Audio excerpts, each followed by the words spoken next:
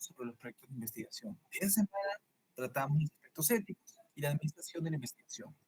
En este caso, la ponente va a ser la magíster Fernanda Stephanie Valladolid Marcos, y claramente tenemos que tener en cuenta su currículum, en el cual vamos a observar el conocimiento que tiene sobre el tema de la investigación. Como podemos en este caso observar, es catedrática de la Escuela Profesional de Psicología de la Universidad de San Bautista en el curso de especialidad y investigación. Además, es docente de la Escuela de Oficiales de la Fuerza Aérea del Perú en la carrera de Ingeniería Aeronáutica e Ingeniería de Abastecimiento. Es asesora de protocolos e investigaciones para la Universidad Nacional Mayor de San Marcos y ha publicado artículos científicos y ponencias de congresos. Además, es maestra en terapias cognitivas conductuales de los trastornos psicológicos y psiquiátricos y candidata a doctora en psicología. Cursa la segunda especialidad en psicología clínica. Así como lo vamos a ver en el currículum, la doctora de esta semana tiene vasto conocimiento sobre el área de los aspectos éticos y también sobre las aplicaciones de la investigación. Así que ahora, con todo el gusto del mundo, le paso a la doctora para que empiece con la ponencia de esta semana y podamos empezar con el tema de ética. Así que, doctora, le doy el paso. Muy buenas tardes a todos. Vamos a comenzar con la ponencia del día de hoy. Me dicen si se puede visualizar, por favor. A ver. Sí, ¿verdad? Ahorita no se ve ninguna diapositivas. Ajá. Ya. Ahora sí. Sí, ahora se está proyectando. Listo, perfecto. Gracias. El día de hoy vamos a ver los aspectos éticos y administrativos de la investigación. No, ya ustedes ya me conocen. Para los que no, soy la magíster Fiorella Estefania Valladolid Marcos, ¿no? Actualmente coordinadora de la unidad de investigación de la Universidad Norbert Wiener y en lo que es la Universidad Autónoma del Perú, que ejerzo lo que es la docencia, catedrática titular de la Universidad Privada San Juan Bautista y docente de Ingeniería Aeronáutica en la Escuela de Oficiales de la Fuerza Aérea del Perú. ¿No? Y algunos artículos. Experimentación en seres humanos, ¿no? Como hemos podido ver anteriormente, la experimentación en seres humanos era muy visto y muy catalogado, debido a que mayormente hoy en día ya se está haciendo una serie de investigaciones que nos apoyan y sobre todo a complementar mucha información sobre diferentes aspectos, ¿no? Y como hoy en día no solamente en la carrera de medicina, psicología, sino en las demás carreras podemos encontrar, ¿no? Una serie de procesos para llevar dentro de la parte ética de la investigación. En primer lugar, tenemos que tener en cuenta que la ética y la moral y la ética. ¿Habrá diferencia? ¿Ustedes qué opinan? ¿No? Si lo vemos desde un punto teórico, la ética va a proceder del vocablo griego ethos y la moral procede del vocablo latino mos o moris. Ambos no significan lo mismo. ¿Qué es la ética con respecto a la filosofía y a los valores? La racionalización de la experiencia moral. No, conjunto de valores mínimos que una sociedad acepta para garantizar la convivencia pacífica y el respeto mutuo. La Declaración Universal de los Derechos Humanos es el paradigma de la ética. ¿Qué quiere decir ello de la ética civil? No, en investigación, más que todo, todo lo que hagamos con respecto a los proyectos, artículos científicos, revisiones sistemáticas, tenemos que pasar por unos filtros, ¿no? Tenemos que pasar por el comité de ética.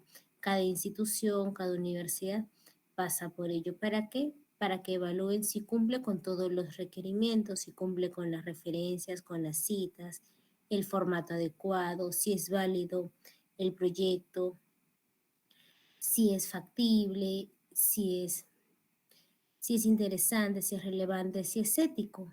Sobre todo si, ¿sí? Ya. ¿Me ayudan, por favor, con los audios, por favor? Y tenemos, por otro lado, la ética de los mínimos, la ética civil y la ética ciudadana. Mientras que la moral es el conjunto de valores que una persona o un grupo de personas considera los mejores para realizar su proyecto de vida buena, orientación a la felicidad, se proponen morales máximos, mientras que uno tiene que cumplir con garantizar la convivencia pacífica, el respeto mutuo con respecto a la parte civil, la ciudadana. Acá tenemos que ver, enfocarnos a lo que es nuestro proyecto de vida, cumplir, no con ello. Derecho, algunos de los valores de la ética son mínimos, son considerados tan importantes para la sociedad que los codifica como norma. Orientación a la justicia se imponen coactivamente. ¿Qué quiere decir hecho? Derecho a tener una buena salud, a la libertad, derecho a vivir en una familia, derecho a ser felices, ¿no? A tener educación. Todo eso tenemos los derechos. La religión, la religión hoy en día y entre todos los años establecidos se conecta con la moral, ya que es la fundamentación de escalas de valores provenientes de otra experiencia bien diferente a la religiosa. Se proponen, no se imponen, para que un ideal moral pueda legitimarse ante la sociedad civil, debe respetar los valores de la ética civil. Cada persona, cada ser humano somos diferentes en diferentes aspectos, tenemos diferentes personalidades, ¿no? Algunos creemos en la religión, otros no creen en la religión y eso se respeta. Pero cada religión tiene sus formas de cómo cumplir ciertos aspectos, ¿no? Por eso se dice, se proponen, no se imponen. Uno no lo podemos obligar a que sean de repente pertenezcan a la religión católica cuando no lo es o pertenezcan a ser evangélicos cuando no lo es. Somos libres. Pero también hay que tener en cuenta que hay que respetar, ¿no? A la expresión. Las características de las morales religiosas, la moral, la ética y el derecho. Tenemos acá, por ejemplo, ¿no? Las morales religiosas dentro de la fuente y la norma, el libro y la institución, obliga a los creyentes, a los demás se les ofrece e invita, y se orienta a la felicidad, lo privado, ¿no? La parte moral, personal y del grupo, conciencia personal, cada uno y a los pares del grupo, ofrece, e invita, y la felicidad, lo privado. Mientras que la ética, su fuente de norma es la sociedad civil, ¿no? Nos obliga a los ciudadanos, exige con conciencia justicia y lo público. Y el derecho, fuente de norma Parlamento, Estado, ciudadanos, exige la forma coactiva y la justicia y lo público. El respeto a las personas debe incluir el respeto a la autonomía de las personas, la protección de las personas vulnerables. El principio de la autonomía se va a fundamentar en la capacidad del sujeto para darse a sí mismo su actuar como persona, determinar su propia norma, ¿no? Dependiendo también del núcleo familiar, cómo nos cría, qué cosas estamos expuestos y ayudar a proteger a las personas vulnerables. ¿No? Algunos principios que hay que cumplir también. La autonomía es un acto de elección, debe reunir tres condiciones: la intencionalidad, conocimiento o comprensión, la ausencia de control externo, que puede, que puede verse afectada por coerción, manipulación o persuasión, ¿no? Respetar la autonomía significa dar valor a las consideraciones y opciones de las personas autónomas. Si nosotros comprendemos, tenemos los conocimientos y no nos dejamos influenciar o no somos coaccionadas o persuadidas por algo, podemos lograr hacer mejores día a día, ¿no? Por eso es una persona especial, única, que va de acuerdo a sus principios éticos, principios morales, su religión establecida, sus pautas, sus derechos, la parte moral. Algunos que de repente se puede diversificar, ¿no? En ese sentido de que no, si uno crece de repente en un entorno a un colegio religioso, va a ser religioso, ¿no? Porque se lo han inculcado. Muchas veces el aprendizaje es por modelado, pero no quiere decir que todos tengamos lo mismo, ¿no? La forma de pensar. Cada uno da sus propios aportes y cada uno es un ser único y diferente a los demás y tenemos el derecho de decidir. La búsqueda del IBEN da origen a las normas que buscan, la búsqueda del bien, que los riesgos sean razonables frente a los beneficios previstos, que el diseño de la investigación sea acertado, que los investigadores sean competentes. Para ser investigadores no solamente es conocer en torno a lo que son los tipos de artículos, tipos de investigaciones, sino conocer más allá, que nos apasione la lectura, dedicarnos un día, estar encerrados todo el día, investigando, buscando, seleccionando, utilizar los criterios de inclusión, exclusión, eliminación, eliminar las investigaciones que no son coherentes, buscar en base de datos que estén indexadas, actualizadas, de autores que realmente, ¿no? La competitividad, que conozcamos, que tengamos una experiencia propia, que hayamos seguido de repente una especialidad, un diplomado y así. Es la obligación ética de lograr los máximos beneficios y reducir al mínimo el mínimo el daño y la equivocación, conocer sobre investigación, diferenciar lo que es una investigación cuantitativa e investigación cualitativa, porque si no conocemos el punto fundamental con respecto a la investigación, podemos cometer dichos errores y que de todo lo que hemos avanzado pueda venir a foja cero. La beneficencia y no maleficencia. Debe condenarse todo acto en que se infrinja daño en forma deliberada a las personas. Debe cumplirse el principio de la proporcionalidad entre el bien buscado y el medio empleado. La no maleficencia obliga a todos de modo primario y es anterior a cualquier tipo de información o conocimiento. El consentimiento y la competencia. Siempre debe obtenerse el consentimiento informado en investigación clínica. La determinación de incompetencia y el nombramiento de un tutor legal deben ser externos al protocolo de investigación. Los niños, gerontes y eficientes mentales deben ser incluidos dentro de los grupos vulnerables.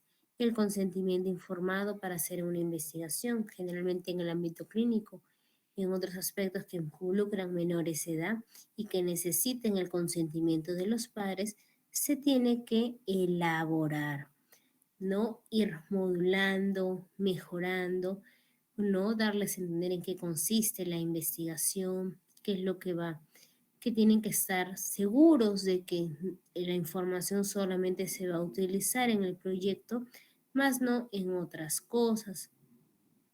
Y si en algún momento quiere retirarse, puede hacerlo sin ningún tipo de daño, perjuicio u otro aspecto. El principio de la justicia es la obligación ética de dar a cada cual lo que le corresponde según su necesidad. En investigación es aplicable la justicia distributiva, que exige la distribución equitativa de costos y beneficios. Las diferencias que puedan ocurrir en esa distribución se justifican moralmente solo por vulnerabilidad. Desde una perspectiva solidaria, la aplicación de este principio en términos distributivos exige un esfuerzo de quienes tienen más gobiernos, empresas, para ofrecer los beneficios de la investigación a las personas o grupos más pobres o desprotegidos. La justicia debe estar para todos, no para un sector de la población, pero trabajando conjuntamente. Definición de la bioética. La bioética es el estudio interdisciplinar o transdisciplinar que va a estar orientado a la toma de decisiones éticas de los problemas planteados a los diferentes sistemas éticos, o los progresos médicos, biológicos en el ámbito microsocial, macroeconómico, la repercusión en la sociedad, sistema de valores, tanto en el momento presente como el futuro, según Francesc Abel. Acá, por ejemplo, podemos ver algunas investigaciones antiéticas, como en 1721 tenemos, ¿no?, prisioneros ingleses que van a ser condenados en la prisión de Newgate. Se les va a ofrecer el perdón si ellos participaban en las inoculaciones de la viruela. En 1776, la experimentación en niños, Edward Jenner inoculó a un niño de 8 años con material de la viruela. Cuando, por ejemplo, ¿no?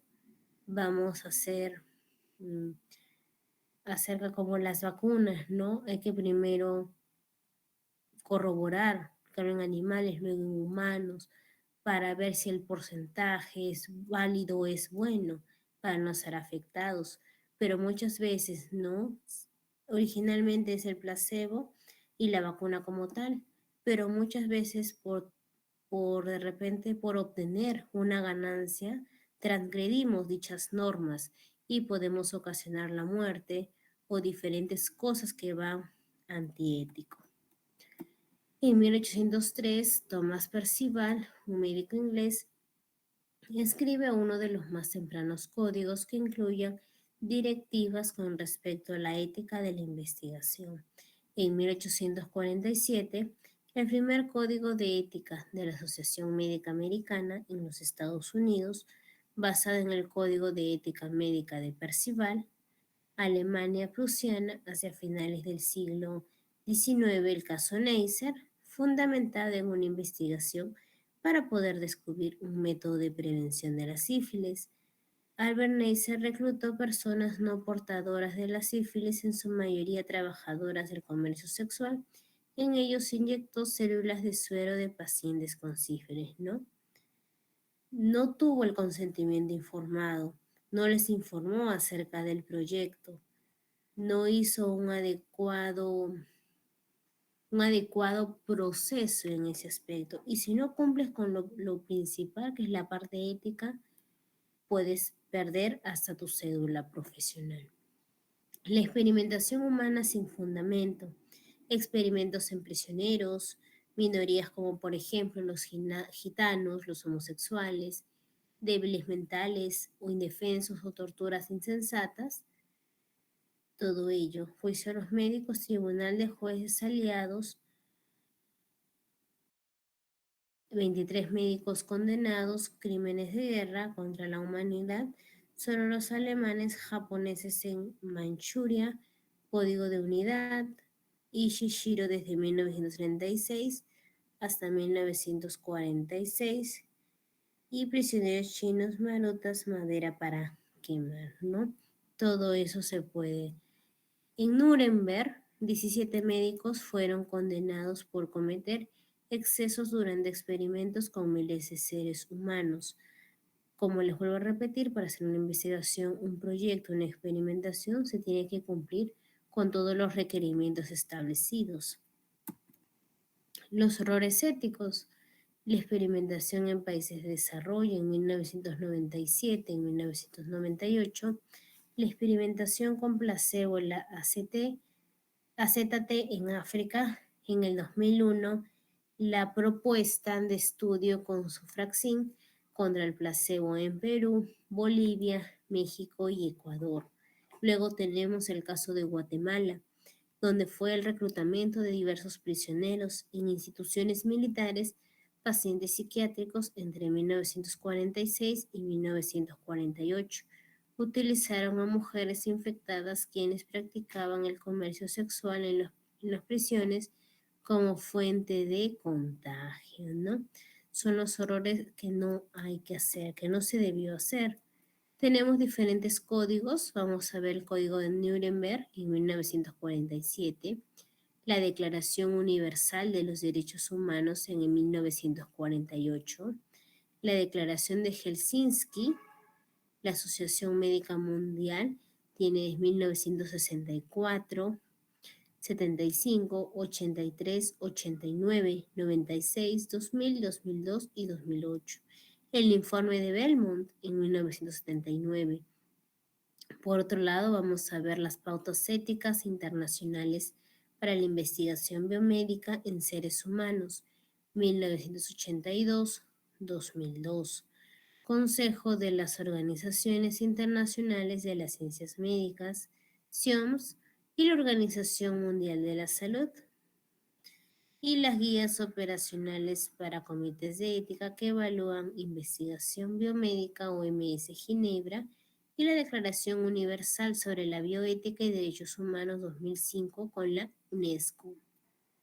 Acá, por ejemplo, vemos, ¿no? La parte de la Organización de las Naciones Unidas, la Declaración Universal sobre la Bioética y los Derechos Humanos, ¿no? Si nos enfocamos en la Declaración Universal sobre la Bioética y Derechos Humanos del 2005, viendo lo que es el preámbulo, donde se va a reconocer que los problemas éticos suscitados por los rápidos adelantos de la ciencia y sus aplicaciones tecnológicas deben examinarse teniendo en cuenta no solo el respeto debido a la dignidad de la persona humana, sino también el respeto universal y la observancia de los derechos humanos y libertades fundamentales. ¿No? Ellos lo dicen que se tiene que tener en cuenta. Mientras que la Declaración de Helsinki,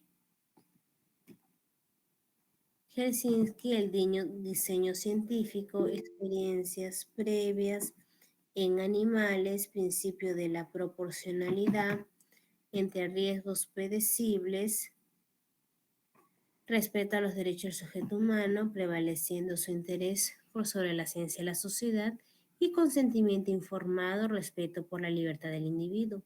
Todo esto ejerce todas las carreras profesionales, ¿no? Que tienen que cumplir con ciertos requerimientos. Dentro de 1966, con los pactos y reglamentos, tenemos que en Estados Unidos va a haber la regulación de las investigaciones para la obtención de fondos. En las Naciones Unidas, el Pacto Internacional sobre los Derechos Civiles y Políticos. Nadie será sometido sin su libre consentimiento a experimentos médicos o científicos. Por eso es el consentimiento informado, para que sepan de qué se va a tratar la investigación, cuánto va a durar, cuál es el proceso que se va a seguir, en qué se va a utilizar, en qué van a ayudar, ¿no? Si desean salir de ello, se pueden retirar sin un tipo de daño, ¿no? De algo por el estilo. Todo eso. En menores de edad, por ejemplo, si queremos trabajar con respecto al área educativa, vamos a trabajar, por ejemplo, el bullying escolar, violencia, no y son menores de edad, hay que solicitar el permiso a los padres de familia para que ellos conozcan qué es lo que vamos a hacer, qué es lo que van a hacer con sus hijos, qué día se les va a evaluar, en qué va a consistir, de la misma manera si vamos a hacer un programa. En 1967 los problemas persisten. El sistema de salvaguardia voluntaria de los derechos de los pacientes ha fracasado y ahora son absolutamente necesarias médicas legislativas. Se establecen recomendaciones para la revisión previa de los protocolos, el control periódico de la investigación y la información inmediata a los afectados de cada daño o complicación. Por ejemplo, si nosotros queremos realizar una investigación, por ejemplo, en estrés y ansiedad, en la época de pandemia o post-pandemia, ¿no? Hay que explicar en qué va a consistir, cuánto nos vamos a demorar el protocolo, qué protocolo vamos a seguir, en qué mes vamos a contactar con los médicos, con los profesionales de la salud, en qué mes vamos a hacer la evaluación, ¿no? La observación, ¿no? Si nos vamos a demorar más de una semana, ¿no? Tenerlo limitado para así evitar de repente algún tipo de complicación y sobre todo lo que actualmente el Comité de Ética pide es que se mantenga informado de los cambios estables, de los cambios que probablemente puedan suscitar en cualquier momento.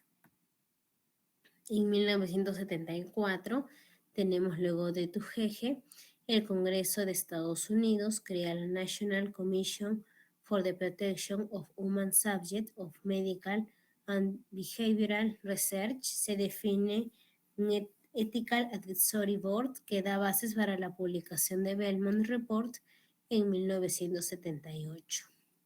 El informe de Belmont es lo cual va a establecer el respeto de las personas, el principio de la beneficencia y el de justicia, el de investigación en seres humanos, Sus aplicaciones prácticas son el consentimiento informado, el balance entre los beneficios, los riesgos, la selección equitativa de los sujetos de experimentación.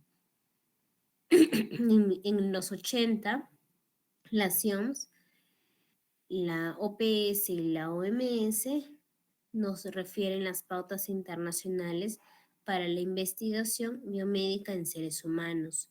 Señalan cómo aplicar en forma eficaz los principios éticos que deben regir la ejecución de la investigación biomédica en seres humanos, especialmente en los países de desarrollo, dadas sus circunstancias socioeconómicas, leyes, reglamentos y sus disposiciones ejecutivas y administrativas. Y ya en los 90, los últimos acuerdos, que en el 97, la Declaración del Consejo de Europa, que protege los derechos de las personas. En el 97 y en el 99 tenemos a la Conferencia de Armonización de Buenas Prácticas Médicas a nivel mundial y panamericano, y en 1997 la Declaración Universal sobre el Genoma Humano y los Derechos Humanos en la UNESCO. Por otra parte, tenemos la aplicación en los protocolos, que exige al menos los siguientes requerimientos: consentimiento informado, valoración de beneficios y riesgos y selección equitativa de los sujetos de investigación. La ética en las investigaciones se justifica la observación sin consentimiento informado solo si la investigación consiste solamente en observaciones del comportamiento sin la posibilidad de identificar sujetos individuales, ¿no? Cuando observamos directamente o indirectamente, pero no afectamos. Las observaciones son hechas en en lugar público, o la información obtenida es suficientemente importante para la ciencia o la salud pública y no hay otra metodología que pudiera ser usada para obtener información. No, por ejemplo, la conducta de los niños de repente en un juego, en una sala de juegos, ¿no? La confidencialidad, la información relacionada con actitudes sexuales, preferencias o prácticas, la información relacionada al uso del alcohol, drogas y otros productos de adicción, la información relativa a la conducta ilegal, la información que si se liberase podría dañar a las personas en cuanto a su capacidad de conseguir empleo o su reputación en la comunidad, información que normalmente se registraría en los registros médicos y cuya revelación podría llevar estigmatización o discriminación, y la información relativa al bienestar psicológico del individuo o, o salud mental en la información genética.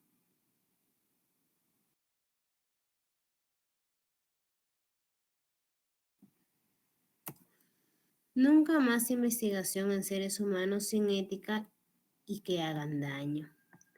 El consentimiento informado, según Tristan Egenhardt, el aumento de los juicios por mala praxis se debe más a fallas en la relación médico-paciente que a la impericia profesional. ¿Por qué hay que pedir consentimiento informado? Permite a las personas decidir si quieren participar de una investigación. No, si vamos a trabajar con profesionales, con personas, hay que decidir si quieren participar. Si no quieren, tampoco le vamos a obligar. Se basa en el principio del respeto a las personas, el derecho a poder participar, a decir que no, protege la libertad de elección individual. Sin embargo, el consentimiento informado no debe ser subestimado. Es una condición necesaria de la investigación, pero no una condición suficiente. ¿Qué se necesita para dar consentimiento informado? Recibir la información relevante, toda la información acerca de lo que se va a realizar, comprender esta información, hacer un lenguaje, vocabulario claro, preciso, no la parte técnica, porque muchas personas no pueden entender. y tomar una decisión voluntaria. El consentimiento informado como proceso. Los investigadores deben pensar como un proceso y no como un evento aislado previo al comienzo de la investigación. Importancia fundamental de la comunicación y el lenguaje. Por ejemplo, en una investigación problemática, brindar más de una entrevista, dar tiempo para la discusión con la familia o amigos, hoja de información, dar oportunidad a hacer preguntas, revalidar el sentimiento informado cuando es necesario. ¿Cuánta información es necesaria dentro de los estándares de investigación? Información que en general proveen los investigadores, el estándar de la persona razonable, la información que una persona querría saber para tomar una decisión y el estándar individual que esta persona individual querría conocer. Todo lo que tiene que ver, tanto para psicología, carreras de la salud o otras carreras profesionales necesitamos tenerlo, ¿no? Y cuánta información es suficiente. En general, los investigadores deben basarse en el criterio del estándar de la persona razonable, complementando con el del estándar individual. Considerar si la población puede tener preocupaciones específicas. Si vamos a abordar de repente un problema que aqueja mayor compromiso, hay que evaluar ese aspecto. Preguntar si hay preocupaciones específicas para las personas individuales. Para las personas ya seleccionadas, no, hay que ver si hay una preocupación para poder complementar dicha información. Debe informarse al sujeto de investigación, el proceso de investigación, el propósito de la investigación propiamente, los procedimientos y los requisitos de la investigación, los potenciales beneficios de la investigación, todas las alternativas de investigación, incluso no participar, y alcance los límites. No, en conclusión, se debe tener toda la información con respecto al experimento o a la investigación y los límites sobre todo, ¿no? Que la participación en la investigación es voluntaria y que puede retirarse en cualquier momento. Yo puedo participar el día de mañana, pero en el transcurso del día de la semana sucedió algo, me puedo retirar. El nombre e información de una persona que se pueda contactar, en este caso el responsable de la investigación o el presidente, por ejemplo, del comité de ética, BRI si es que lo requiere, la política a seguir si hay daños, los financiadores de la investigación. Si, por ejemplo, nosotros metemos nuestro proyecto a concurso público y salimos ganadores, no hay alguien que nos va a financiar, en este caso nuestra investigación, o de repente financiadores externos, ¿no? Los nombres y afiliaciones institucionales de los investigadores, nuestros datos completos, a quién representamos. Algunos representarán, por ejemplo, a una universidad de Lima, universidad de alguna provincia o del extranjero. Cualquier posible conflicto de interés, ¿no? Por eso es que cuando haces tú un proyecto, participas a un concurso o quieres trabajar para que la institución sepa que estás haciendo una investigación, tienes que firmar, ¿no? Que no hay conflicto de interés. ¿Qué quiere decir esto? Que no tienes ningún problema, que no hay ningún problema con la otra persona que estás investigando. Por ejemplo, si lo presentas entre 2 o 3 personas. ¿Cómo evaluar el consentimiento? Después de brindar la información relevante, los investigadores deben evaluar si la persona lo comprendió, ¿no? Es como por decir, yo voy a crear un test. Si yo creo un test, tengo que pasar por un proceso de validación y de confiabilidad. Tengo que presentar a mi jurado para que evalúe mi test y voy a ver si cumple con todos los criterios, ¿no? Con respecto al contenido, quiero saber si mide realmente ello, si las preguntas están midiendo mis dimensiones que yo estoy tomando en consideración y si cumple, ¿no? Con la coherencia, la pertinencia, ¿no? Todo ello. Entonces, ellos van a evaluar, todo eso primero evalúan si está cumpliendo. Una vez que ellos nos dan el voto de confianza y nos evalúan con, con una nota promedio, una nota excelente, vamos a ir al proceso de aplicación. En el proceso de aplicación, nosotros seleccionamos, por ejemplo, nosotros tenemos una muestra de 95, pero para hacer ver el piloto, seleccionamos a 30 personas. De esas 30 personas, vamos y comenzamos a evaluar. Si nosotros somos los que evaluamos, nosotros conocemos al revés y al derecho todo nuestro concepto, nuestra teoría, nuestra fundamentación, qué es lo que mide, qué es lo que quiero lograr, qué aspectos debo de no. Y si hay alguna duda, ellos nos van a hacer la pregunta. De repente no entendió una pregunta, no porque no se evidencie, sino porque pusimos una palabra técnica. O de repente se nos pasó, hicimos alguna pregunta de doble negación, o nuestros sitios no corresponden, o fue demasiado de repente, involucró mucho la parte íntima de la persona, ¿no? Entonces nosotros, al conocer toda lo que es la teoría de lo que nosotros vamos a evaluar, le vamos a responder. Si, por ejemplo, estamos a cargo de 2 a 3 personas que van a trabajar con nosotros, hay que capacitarlas, hay que enseñarles que todos hablen el mismo idioma. No podemos, el investigador principal dice A y los investigadores que acompañan dice B, y ahí se malogra toda la información, toda la investigación. ¿Por qué? Porque no hay una unidad, no hay una equidad. Y si, por ejemplo, nosotros ya por temas de tiempo decimos, si estamos contra el tiempo y por ahí alguien de nosotros nos dice, bueno, pero podemos, de repente podemos hacer nosotros la prueba y comenzamos a marcar. Ahí ya estamos haciendo algo antiético, ¿no?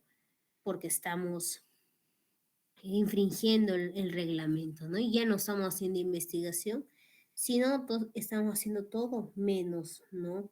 La parte real. Las formas de evaluación tenemos la parte informal.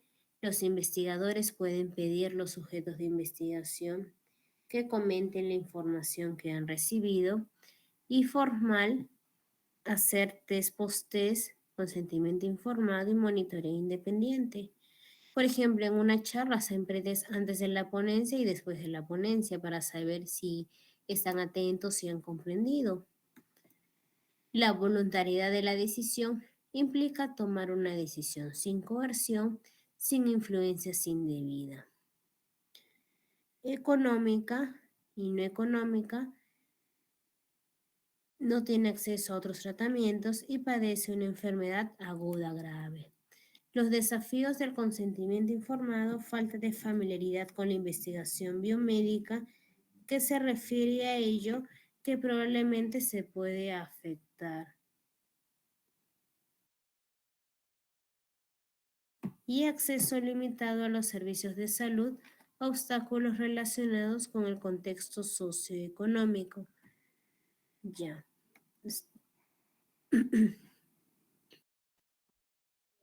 Voy a dar inicio con la presentación.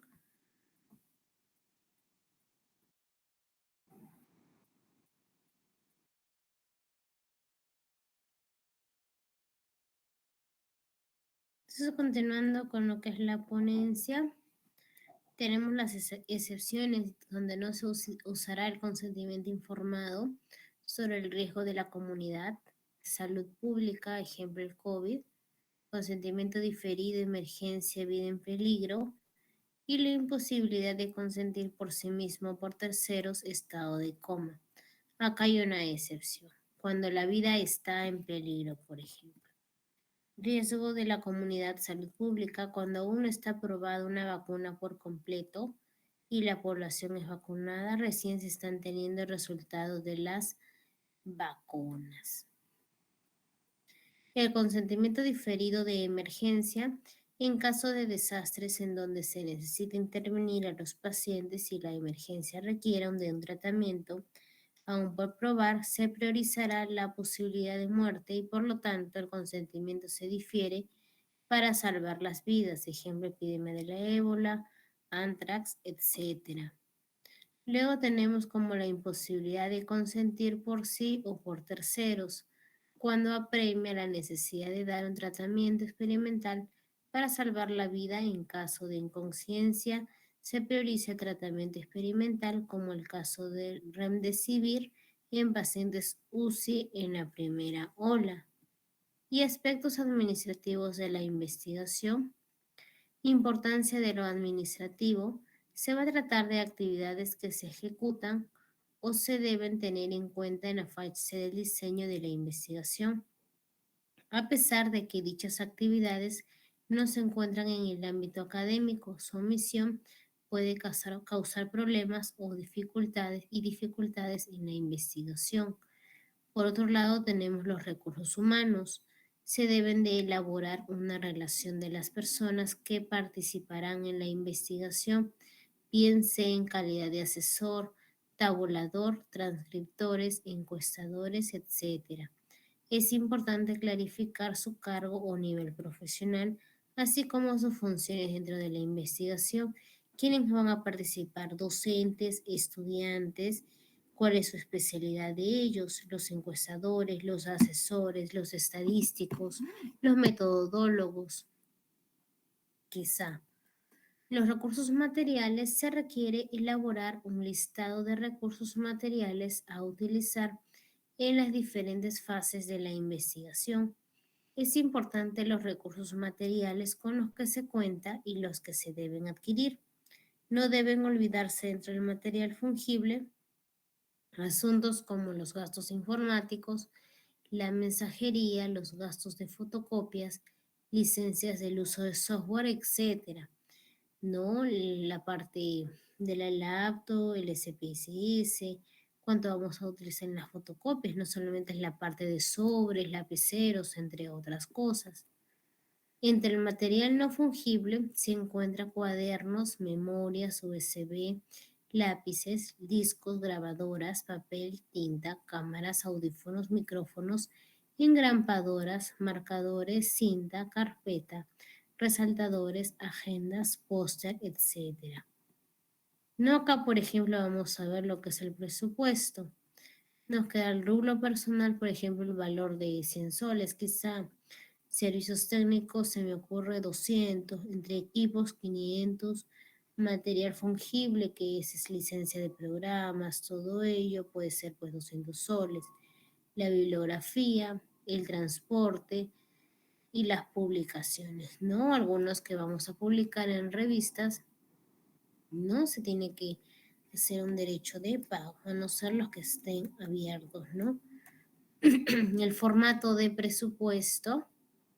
Tenemos, por ejemplo, acá mi personal, honorarios del investigador, asistente de investigador. ¿Cuántas personas vamos a tomar en cuenta? ¿Cuánto tiempo van a participar? ¿Cuál es el total? ¿Vamos a utilizar dos investigaciones o solamente uno? ¿Va a haber asistente? ¿No? ¿Cuánto se le va a pagar a cada uno? De la misma manera en equipos, el computador o computadora, laptop, internet, impresora, viajes en el ESOC si vamos a hacer un viaje pues al extranjero, alguna parte de Europa, Estados Unidos, ¿no? Los viáticos, 35.000 por 20 días, ¿no? Dividirlo entre la cantidad de personas que asistan a la investigación, el transporte, los materiales también como los cassettes, fotocopias, los servicios técnicos como las transcripciones de las entrevistas, 15 cassettes total de proyecto. ¿Qué quiere decir eso? Si vamos a utilizar de repente cassettes, grabadoras de cassette, tenemos que traducirlo. Pero si anotamos va a ser mucho menos el presupuesto. Pero tenemos que tener en consideración ello. Ahora, por otro lado, tenemos lo que es ejemplo 1 y 2, el incentivo En el mes de abril 600, en el mes de mayo, del mes de abril hasta el mes de marzo 600 soles, honorarios del mes de abril a mes de junio 3021, en julio hasta octubre, hasta febrero 2803 y en marzo 2674.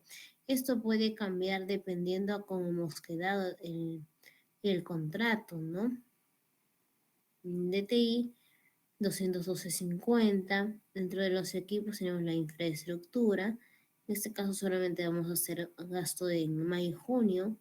Los materiales fungibles, ¿no? ¿Qué es lo que vamos a utilizar? Por ejemplo, hay una gran diferencia del mes de abril y mayo, que en mayo es 1835.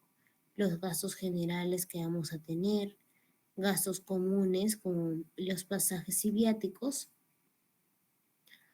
los gastos en administración y sumamos el total, mientras que los recursos involucrados en relación a las actividades, tenemos la movilidad para entrevistas a profundidad, hojas bond, tinta impresora.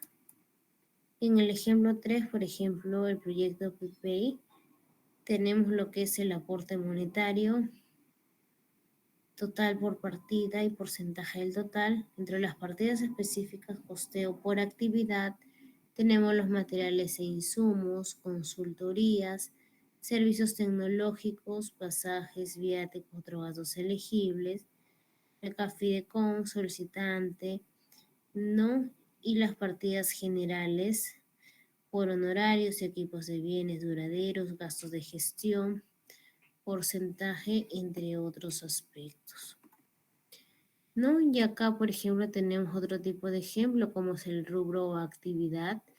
Vamos a identificar cuál va a ser nuestro rubro: compra o arrendamiento de equipos, instrumentos, software de investigación, semestre de planificación de gasto, descripción del rubro o la actividad, unidad, cantidad,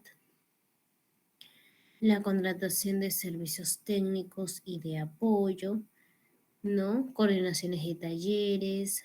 Por ejemplo, acá es un proyecto en la Cayetano, de la San Marcos Católica, del UNAL, de la UNI, la implementación de la página web, ¿no? Acá, por ejemplo, si vamos a ver la descripción del rubro de actividad, sueldo mensual de coordinador de talleres, 45% del sueldo mensual de jefatura de oficina, ¿no? Todos esos aspectos que se va a tener en consideración, más los gastos de organización de eventos, como la organización de talleres de capacitación sobre innovación, transferencia de tecnología, gastos de elaboración de una publicación en forma impresa o informática, y los imprevistos que pueden ocasionar demoras en el trayecto y retrasos en los buses, de repente traslado, en el mismo aeropuerto, en espera de algún personal, y tenemos el costo total del proyecto,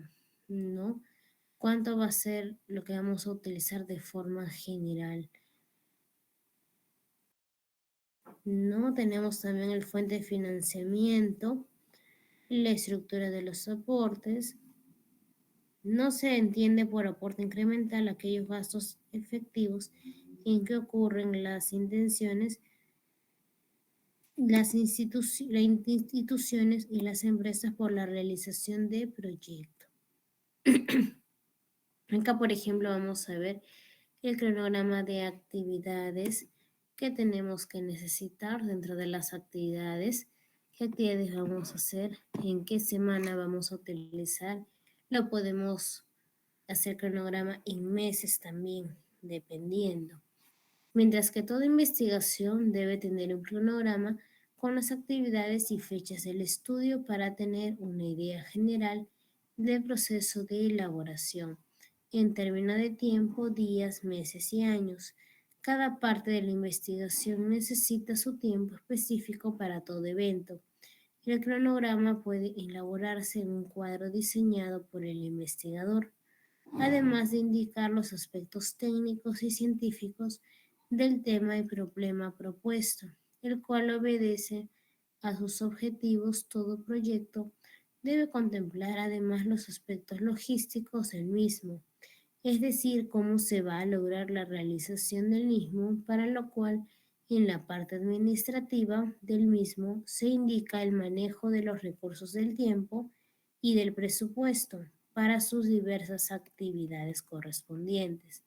Dentro del cronograma de actividades es una descripción específica de las actividades y del tiempo que se va a emplear para la ejecución del proyecto. Se debe organizar el trabajo en fechas probables para saber cuánto tiempo requerirá elaborar el trabajo definitivo. ¿Cuánto tiempo me voy a elaborar a buscar investigaciones, a buscar la literatura, a hacer el proyecto, a conseguirlo la colección de datos, entre otros?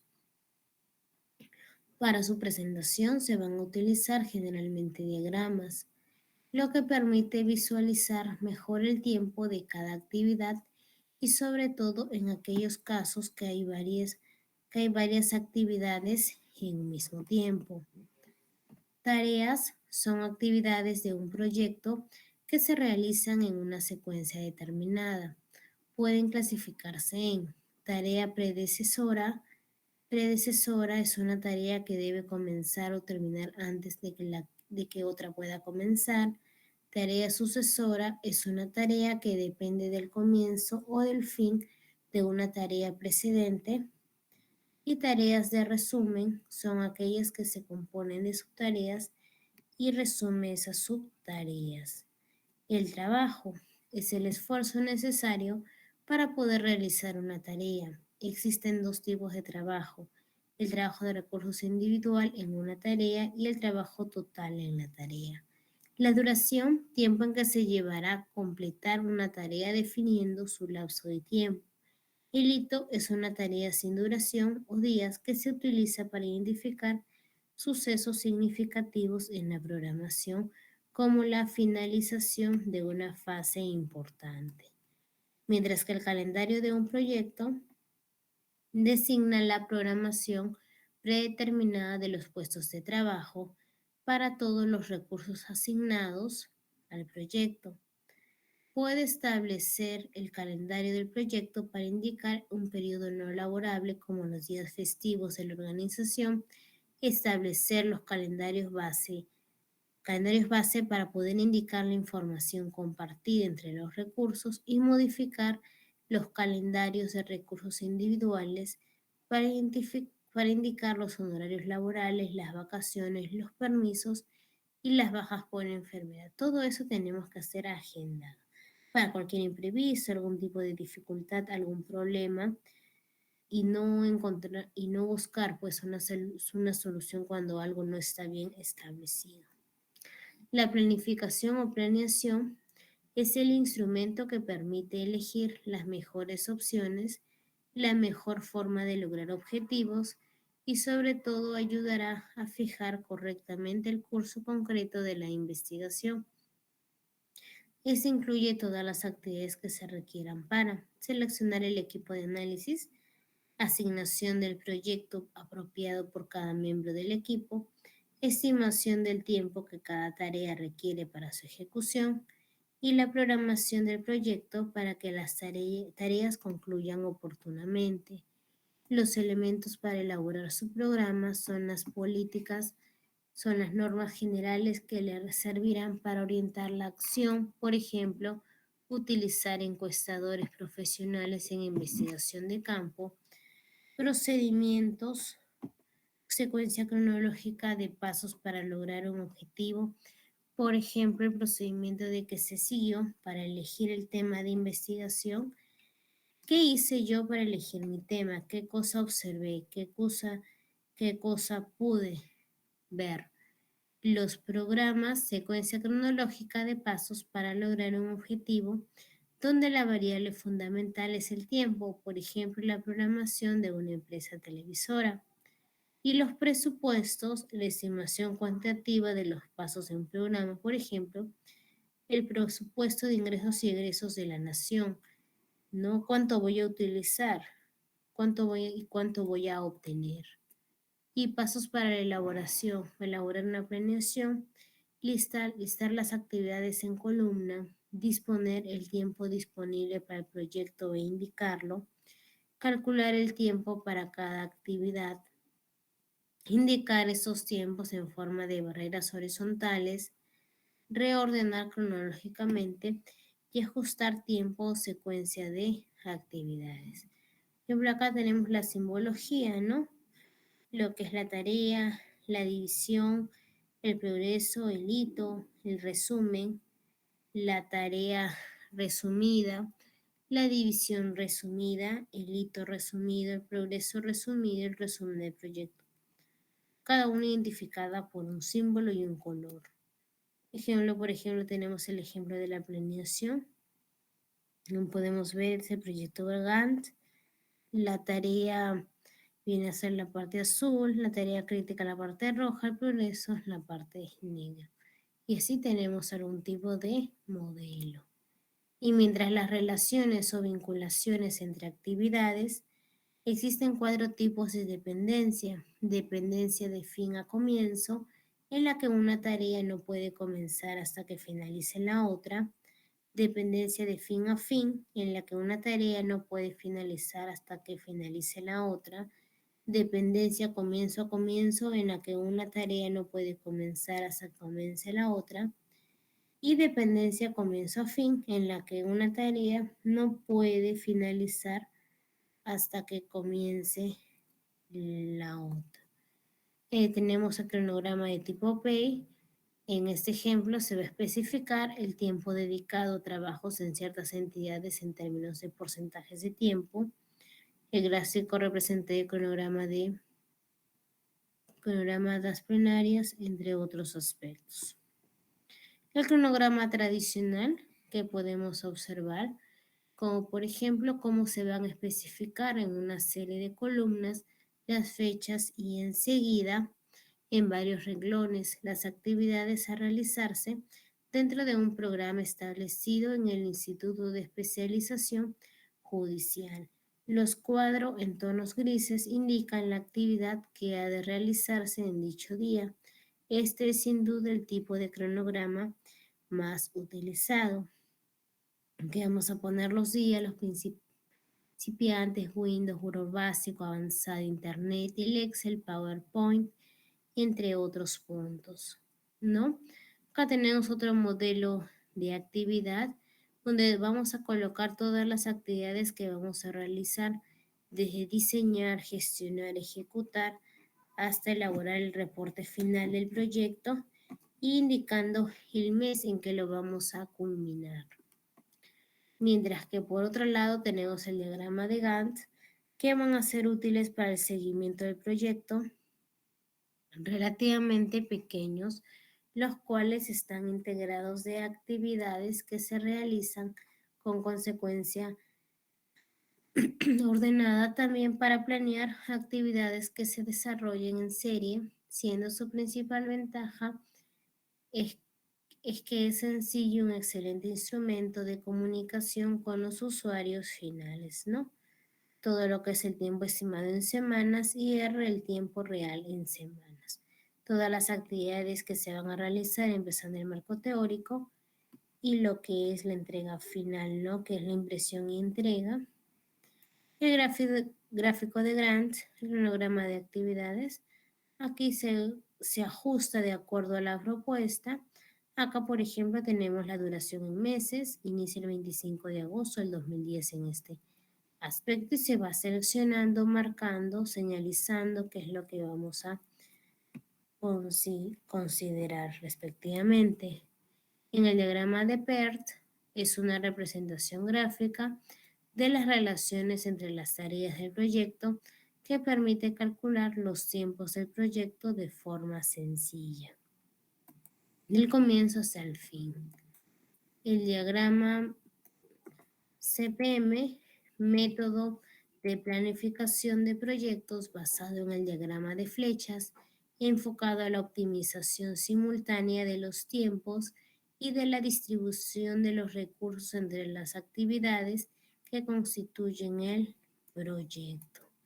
En el gráfico de recursos Se describen detalladamente cómo se va a realizar las actividades, los recursos humanos, los recursos materiales, la parte técnica, los recursos financieros y la suma de la columna de los recursos financieros indica el costo total del proyecto. Y los beneficios que permite el cronograma de trabajo indica los periodos no laborales, como por ejemplo los días festivos, en el caso de los recursos individuales, indica las vacaciones, permisos, faltas por enfermedad, permite programar las actividades de un proyecto, establece fechas de comienzo a fin de cada actividad, así como de las que se desarrollan paralelamente, es un factor esencial en cualquier plan, permite a los administradores estar seguros de que están avanzando hacia sus metas establecidas. Y eso sería con respecto a la sesión del día de hoy. Si tuvieran alguna consulta o pregunta, me lo hacen saber.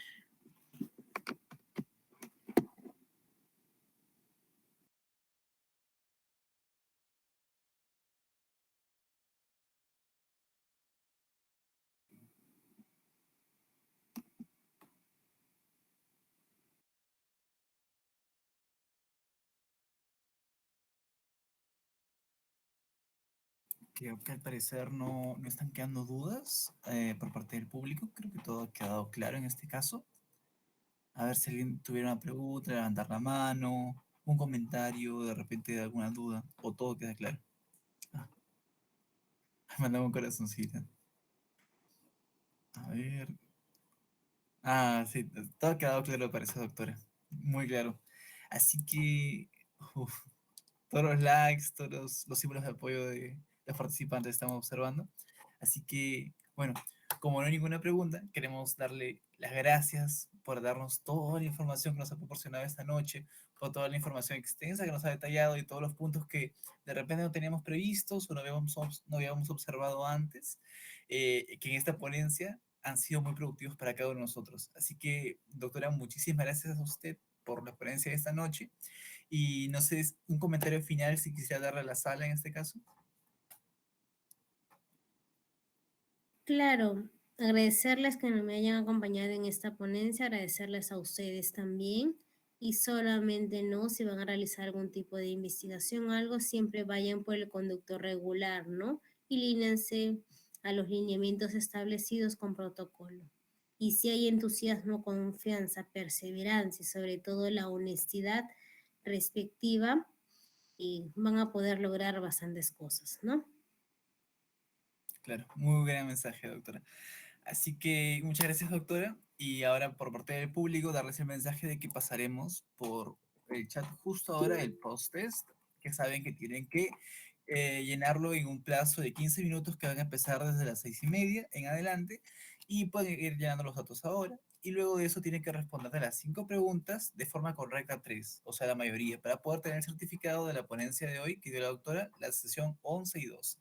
Así que muchas gracias, doctora, muchas gracias a todos los que nos acompañaron esta noche y ante cualquier duda nos encontramos aquí para poder responderla, cualquier interrogante.